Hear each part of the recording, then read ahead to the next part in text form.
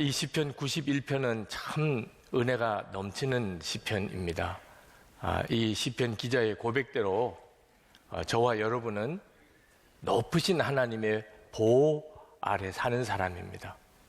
우리에게는 하나님의 보호하심이 있습니다. 이것이 우리의 믿음이고 우리의 감사고 우리의 찬송입니다. 그와 같은 자에게 전능하신 하나님의 그늘 아래 거하는 머무는 그런 복을 주시겠다고 말씀하셨습니다. 저는 오늘 이 시간에 이 말씀을 듣는 여러분 모두가 다 하나님의 보호하심 아래 전능하신 하나님의 그늘 안에 머무는 은혜를 다 받게 되기를 축복합니다. 이런 믿음이 있는 사람은 고백이 다릅니다. 시편 기자의 2절에 이렇게 고백합니다. 나는 주님은 나의 피난처, 나의 요새, 내가 의지할 하나님이라고 말하겠다. 여기서 주목할 것은 주님은 나의 피난처라고 했던 것입니다. 주님은 피난처시다. 그건 누구나 이야기할 수 있습니다. 그러나 주님은 나의 피난처시다. 이 고백은 하나님으로부터 위기 가운데서 완전히 죽어지는 자리에서 건짐을 받은 경험이 있는 사람만 할 수 있는 고백입니다. 하나님과 인격적인 교제가 있고 주님과 늘 동행하는 사람만이 내가 의지할 하나님, 이렇게 고백할 수 있는 겁니다. 이렇게 고백할 수 있는 사람에게 하나님은 약속하셨습니다. 3절에 정령 주님은 너를 사냥꾼의 덫에서 빼내주시고 죽을 병에서 너를 건져주실 것이다. 이건 참 얼마나 놀라운 일입니까? 그런데 문제는 정말 하나님은 우리를 사냥꾼의 덫에서 빼내주시고 죽을 병에서 우리를 건져주시는가 하는 것에 대해서 의심이 들 때가 많다는 것입니다. 그렇게 하나님을 잘 믿는 사람도 한순간에 큰 어려움을 당하는 것을 많이 우리가 보았습니다. 제가 아주 좋아하는 장로님 한 분이 계신데 그분의 따님이 대학까지 졸업을 하고 이제는 사회생활을 할 때쯤 됐는데 급성 백혈병에 걸렸습니다. 그리고 1년 동안 투병하다가 세상을 떠났습니다. 그 장로님은 그런 상황에서도 믿음을 지키고 하나님 앞에 감사한 마음으로 딸의 장례를 잘 마쳤는데 문제는 세 가족 중에 한 분이 어떻게 장로님의 가정에 그런 일이 일어날 수 있느냐, 하나님은 안 계시다. 그리고는 교회를 나왔던 분이 교회를 안 나오는 겁니다. 그 장로님이 나중에 그 이야기를 들었던 모양입니다. 저를 찾아오셨어요. 제 방에 오셔서 봉투를 하나 가지고 꺼내 내미시더라. 보니까 사표입니다. 저는 장로 자격이 없습니다. 그 장로님의 사표를 테이블 위에 올려놓고 그 장로님과 함께 참 많이 울었습니다. 하나님을 신실하게 믿고 주위 사람들이 다 믿음이 좋다고 하는 그런 사람에게 어떻게 이런 어려움이 겹쳐 일어나는가, 참 안타까울 때가 많았습니다. 아마 여러분들도 그런 일을 앞으로 계속 경험하게 될 겁니다. 그때도 여러분은 나는 하나님의 보호하심 아래 있고 전능하신 하나님의 그늘에 머문다고 말할 수 있겠습니까? 여러분의 마음속에 의심이 일어나고 하나님의 약속이 헛것이라고 그렇게 생각이 들 때 여러분 하나님의 진실하심을 붙잡아야 됩니다. 하나님은 진실하시잖아요. 내가 지금 겪고 있는 상황은 어려워도 하나님은 진실하시지 않겠어요? 하나님이 진실하시다는 것을 진짜 믿는 사람은 그는 갑옷을 입고 방패를 가진 것과 같다고 시편 기자가 말합니다. 4절에서 이렇게 말합니다. 주님의 진실하심이 너를 지켜주는 방패와 갑옷이 될 것이다. 하나님이 진실하시다면 하나님이 약속하신 것은 반드시 이루실 거 아니겠습니까? 지금은 당장 내 눈에 그렇지 않아 보여도 하나님은 반드시 그 약속을 이루실 것이기 때문에 진실하신 것이죠. 여러분, 위기가 올 때가 있습니다. 말씀을 그대로 믿고 그렇게 살아보려고 해도 이게 아닌가 이런 생각이 들 때가 옵니다. 그때 하나님은 진실하시다. 그 약속을 반드시 지키신다. 이걸 꼭 붙잡으셔야 됩니다. 시편 91편에 보면 하나님은 우리를 두 가지 방법으로 보호하신다고 말씀하십니다. 하나는 갑옷과 그리고 방패와 물샐 틈 없는 성벽으로 둘러싸인 요새처럼 우리를 지켜 보호하신다. 하나님의 권능이죠. 그 어떤 대적도 나를 침공하지 못하도록 나를 보호해 주신다. 또 하나가 있습니다. 그것은 날개 아래 새끼들을 모아 품는 어미새입니다. 이건 하나님의 사랑입니다. 4절에 그 날개의 깃으로 우리를 덮으시는 하나님의 보호하심을 말씀하고 있습니다. 주님이 그의 깃으로 너를 덮어주시고 너도 그의 날개 아래로 피할 것이니. 요새는 이 성벽으로 둘러싸인 요새는 든든합니다. 그러나 날개, 어미새의 날개는 왠지 모르게 좀 나약해 보입니다. 그렇지만 어미새는 뜨거운 햇살이나 차가운 비바람을 고스란히 맞아가면서 그 날개로 새끼들을 지켜냅니다. 요새는 든든하지만 어미새는 푸근합니다. 폭풍우 속에 또 캄캄한 밤이 왔을 때 사방에 짐승 소리가 들려오는 그런 상황에서도 어미 날개 아래에 있는 새끼새는 그 마음이 편안합니다. 안전합니다. 그리고 행복합니다. 하나님이 이처럼 우리를 보호하십니다. 한쪽에는 권능과 한쪽에는 사랑으로 우리를 보호하신다. 그게 사실입니까? 물론이죠. 십자가가 그 증거입니다. 우리 모두에게 하나님은 십자가를 통해서 하나님이 우리를 보호하고 계시다는 것을 분명히 보여줍니다.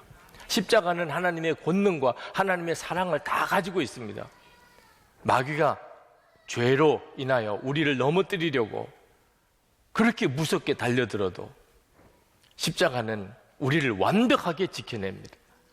방패요, 갑옷이요, 요새입니다. 마귀가 우리를 어떻게 할 수가 없게 십자가는 우리를 지킵니다. 그 십자가 속에는 하나님의 권능이 있습니다. 그러나 동시에 또 십자가는 우리가 낙심하고 좌절하고 외로워할 때 우리를 감싸 안아주는 하나님의 사랑입니다. 상상할 수 없는 하나님의 사랑, 그 사랑이 십자가에 있습니다. 그러므로 십자가의 은혜를 알고 예수님을 믿는 여러분, 여러분에게 어떤 어려움이 와도 여러분의 상황이 아무리 힘들어도 나는 하나님의 보호 아래 있고 전능하신 하나님의 그늘 아래 나는 머물고 있다고 담대하게 고백할 수 있게 되기를 바랍니다. 5절에서 9절까지 시편 기자가 그렇게 고백을 했습니다. 나는 밤에 찾아오는 공포를 두려워하지 않고 낮에 날아드는 화살을 무서워하지 않겠다. 흑암을 틈타서 퍼지는 연병과 백주에 덮치는 재앙도 두려워하지 않겠다. 왼쪽에서 1000명이 넘어지고 오른쪽에서는 10,000명이 쓰러져도 재앙이 가까이 오지 못할 것이다. 내게는 어떤 불행도 찾아오지 않을 것이다. 내 장막에는 어떤 재앙도 가까이 하지 못할 것이다. 이게 얼마나 담대한 고백입니까? 이것이 바로 믿는 사람인 것입니다. 그러나 이 말씀은 성도들에게 어떤 나쁜 일도 일어나지 않는다는 말씀은 아닙니다. 마귀가 참 교묘하죠. 이 은혜로운 말씀을 가지고 예수님을 시험했습니다.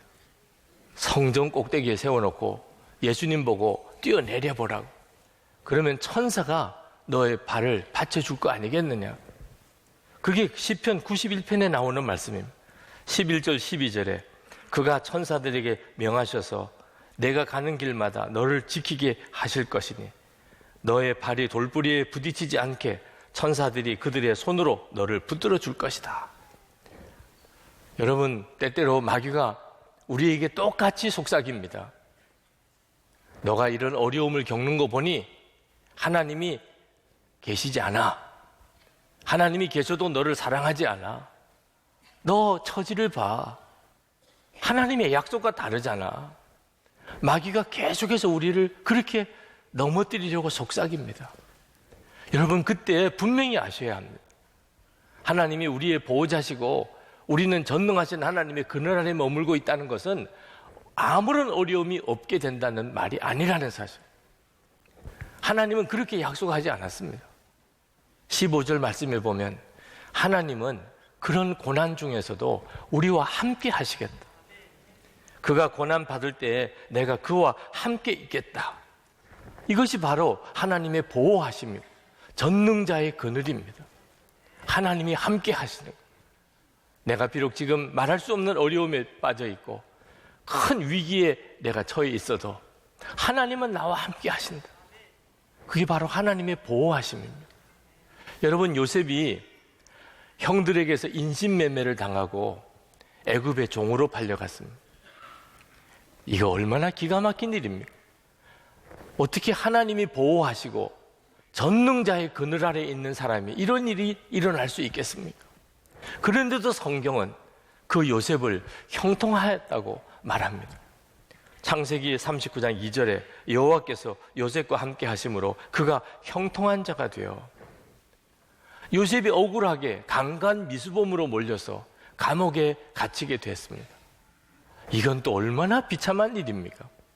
그런데도 성경은 여전히 요셉이 형통한 자라고 말합니다. 창세기 39장 23절에 여호와께서 그를 범사에 형통하게 하셨더라. 아니, 종살이와 옥살이 하는 일이 무슨 형통한 것과 관련이 있습니까? 어째서 성경은 이렇게 말하는 것입니까? 우리가 생각하는 형통과 성경이 말하는 형통의 기준이 다르기 때문입니다. 우리는 형통을 어떻게 생각하냐면 모든 일이 다 잘 될 때 내가 원하는 학교도 갔고 내가 원하는 직장도 들어갔고 그리고 내가 돈도 많이 벌고 내가 성공해서 사람들에게서부터 높임을 받게 될 때 우리는 그걸 형통이라고 말합니다. 그러나 성경의 기준은 다릅니다. 성경은 어떤 때에 형통이라고 쓰느냐? 하나님과 함께 하는 사람을 형통하다고 말합니다. 하나님과 함께 하는 사람. 그래서 요셉이 형통한 겁니다. 그가 종살이를 하고 옥살이를 했지만 하나님이 요셉과 함께 하였기에 성경은 그가 형통했다고 말합니다. 성경은 하나님이 정하신 목적지를 향하여 그 목적지를 향하여 한 걸음 한 걸음 더 다가간 경우에 이걸 형통하다고 말합니다. 요셉은 인신매매를 당하고 종살이를 하고 억울하게 강간 미수범 누명을 쓰고 옥살이를 했지만 요셉의 삶은 하나님이 정하신 애굽의 총리가 되어서 야곱의 가족들을 다 구원하고 7년 기근 때에 주위에 있는 사람들을 다 먹이고 살리는 일을 감당하게 하려고 하나님께서 정하신 그 목적지를 향하여 가고 있는 중이었습니다. 그러니까 형통한 거죠. 여러분, 여러분의 인생도 잘 분별해야 됩니다. 내가 지금 형통한가? 하나님이 나를 보호하고 계시나? 내가 지금 전능하신 하나님의 그늘 아래 머물러 있는가? 주님이 함께 하시는 것이 열쇠인 것입니다. 주님이 나와 같이 계시다. 내가 그것을 믿는다고 한다면 그러면 여러분은 하나님의 보호하심 아래 있는 겁니다. 저의 처조부 되시는 박용익 목사님이라고 계십니다. 참 훌륭하신 목사님이십니다. 그 목사님이 어떤 목회를 하셨는지 그 손녀가 되시는 권사님이 저에게 한 가지 일화를 들려주셨습니다. 서울에 있는 중앙교회 담임하실 때 그때 교회 내분이 굉장히 심했습니다. 교단 정치 때문에 교인들이 정치적으로 두 파로 갈려가지고 무섭게 싸웠습니다. 교회가 큰 시험에 들었고 목사님은 정말 목회하기가 어려울 정도였습니다. 그 어릴 때 그 권사님이 할아버지 찾아서 그 교회를 가보면 할아버지는 언제나 예배당에 계셨다는, 예배당 강단 앞에 가만히 거적대기를 깔아놓고 거기에 무릎을 꿇고 통곡을 하고 울고 계시더라는, 그걸 몇 번이나 봤대는.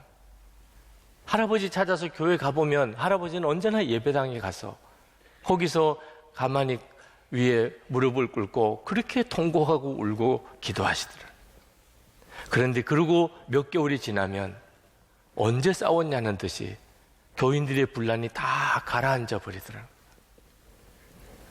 여러분, 도무지 끝날 것 같지 않은 고난, 도무지 해결될 것 같지 않은 어려움, 그런 순간이 오지만 그래도 하나님은 여전히 함께 계십니다. 우리에게 열쇠는 나와 여전히 함께 계시는 그 하나님을 바라보는 것입니다. 14절, 16절은 우리가 정말 외워두어도 좋을 귀한 말씀입니다. 여기에 하나님을 사랑하는 자에게 하나님이 7가지 약속을 해주십니다. 14절, 하나님께서 말씀하신다. 그가 나를 간절히 사랑하니 내가 그를 건져주겠다. 그가 나의 이름을 알고 있으니 내가 그를 높여주겠다. 그가 나를 부를 때에 내가 응답하고 그가 고난받을 때에 내가 그와 함께 있겠다. 내가 그를 건져주고 그를 영화롭게 하겠다. 내가 그를 만족할 만큼 오래 살도록 하고 내 구원을 그에게 보여주겠다. 아멘입니다. 이것이 우리에게 허락하신 하나님의 약속의 말씀입니다. 우리가 이 약속의 말씀을 날마다 선포하고 살아야 됩니다. 물론 어떤 때는 이 약속의 말씀이 믿어지지 않을 때가 올 수 있습니다. 휘청거리는 순간도 올 수 있습니다. 그때 여러분이 상황을 보지 말아야 됩니다. 상황을 보니까 휘청거리는 겁니다. 우리를 건져주시고 높여주시고 기도에 응답하시고 고난 중에 함께 하시고 영화롭게 하시고 오래 살게 하시고 구원을 보여주시는 하나님, 그 하나님을 바라봐야 됩니다. 그리고 시간이 지나고 나면 맞아, 하나님 말씀대로 됐어, 그렇게 고백하게 됩니다.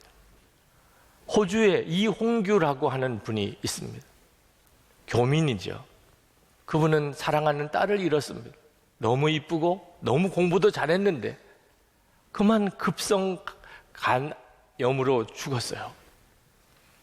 너무 그것이 고통스러웠어. 그는 기도도 못하고 하나님의 사랑을 믿을 수가 없었습니다. 그런데 어느 날 그가 스티브 네이트라고 하는 사람의 간증을 듣게 됩니다. 그는 짐 엘리엇과 함께 순교했던 그 4사람의 선교사 중에 한 사람, 네이트 선교사 아들입니다. 그 스티브 네이트가 간증을 하는데 순교의 피로 인해서 한 부족이 다 복음화되는 그런 감동적인 이야기를 간증을 하고 이어서 자기의 개인적인 간증을 했습니다. 이 스티브에게 외동딸이 있었습니다. 20살 때 선교여행을 갔다 왔습니다. 아버지가 친구들과 함께 선교여행을 다녀온 기념으로 파티를 열어주었는데 갑자기 머리가 아프다고 아버지 나를 위해 기도해 달라고 하는데 기도하는 중에 아버지의 품에서 세상을 떠났습니다. 뇌출혈로 그렇게 딸을 잃어버렸습니다. 이 스티븐 네이트 선교사가 그 이야기를 하면서 울지 않으려고 울먹거리면서 어떻든지 감정을 절제하려고 떠듬떠듬 그렇게 그 이야기를 해가는데 이홍규 씨가 눈물이 터졌습니다. 걷잡을 수 없이 통곡했습니다. 그때 그 속에 있는 응어리가 녹아지기 시작했습니다. 그리고 그가 깨달았습니다. 아픔을 겪은 사람만이 똑같은 아픔을 겪은 사람들을 위로할 수 있다는, 그리고 하나님도 왜 응답 안 해주시냐, 왜 대답이 없으시냐 그랬는데 하나님도 당신의 독자 예수 그리스도를 십자가에서 죽게 할 때 똑같은 아픔을 겪으셨고, 때로는 우리가 울 때 말 없이 다가와만 주시지 아무 말씀도 하지 못하실 때가 있다는 사실을 그가 인정하게 됩니다. 그리고 하나님과의 관계가 완전히 회복이 됩니다. 그리고 그가 그 사랑하는 딸 김세별이라고 하는 그 사랑하는 딸의 믿음을 기억하면서 그가 책을 씁니다. 내 이름은 아직도 이세별, 내 이름은 아직도 이세별이라는 책을 써서 읽는 사람들마다 깊은 감동을 받습니다. 이 사람의 변화 속에도 바로 그 짐 엘리엇과 그리고 네이트 선교사가 있습니다. 우리가 때때로는 이해할 수 없는 고난이 오고 설명할 수 없는 재앙을 하나님의 자녀들이 겪게 되지만 하나님의 보호하심이 없어서 그런 게 아닙니다. 지나고 보면 여전히 우리는 하나님의 보호하심 아래 있었습니다. 이렇게 고백하게 됩니다. 제 삶에도 하나님의 보호하심이 믿어지지 않는 순간이 많이 있었습니다. 정말 휘청거렸습니다. 목사의 자녀로 또 목사로 살아가면서도 그때 하나님께서 저에게 말씀하셨어요. 내 안에 거하라. 요한복음 15장 4절 말씀. 내 안에 거하라. 나도 너희 안에 거하리라. 그게 답이었습니다. 주님 안에 거하면서 항상 함께 하시는 주님을 바라보는 눈을 떴습니다. 항상 함께 하시는 주님을 바라보게 되니까 비로소 내가 전능하신 하나님의 그늘 아래 머물러 있다는 확신이 들었습니다. 그래서 그것을 잃어버리고 싶지 않아서 영성일기를 매일 쓰고 있는 겁니다. 항상 함께 하시는 주님을 바라보는 것이 하나님의 보호하심 아래에 있는 것이고 전능하신 하나님의 그늘 아래 머무는 것이기 때문에 지난 제주도 목회자 영성일기 세미나에 참석하셨던 목사님 한 분이 영성일기를 나눈 방에 올리셨는데 그 중에 한 부분을 여러분에게 읽어드리려고 합니다. 그날 영성일기 제목이 달라진 세상입니다. 세상이 달라졌다. 세상은 여전히 삐그덕거리며 살아가지만 내가 보는 세상은 달라졌다. 내 마음이 그리스도를 품고 있다는 그 믿음이 세상을 바꿔놓았다. 달라진 세상은 다름 아닌 나였다.